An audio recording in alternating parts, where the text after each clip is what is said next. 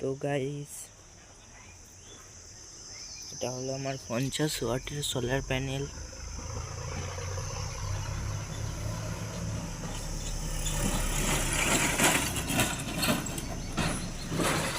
দেখে নাও, এটা হলো সোলারি কোম্পানির সোলার প্যানেল।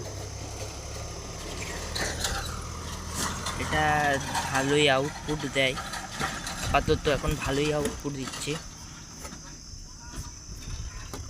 এটাকে রোদের দিকে সেট করে দিই।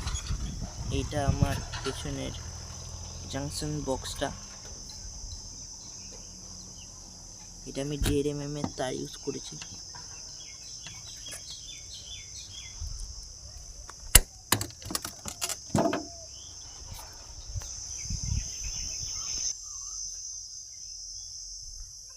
তো চলে এসেছি ঘরের ভেতর।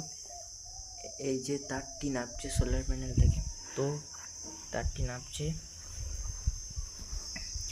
এবং এটি একটি ক্যাপাসিটর ভোল্টেজ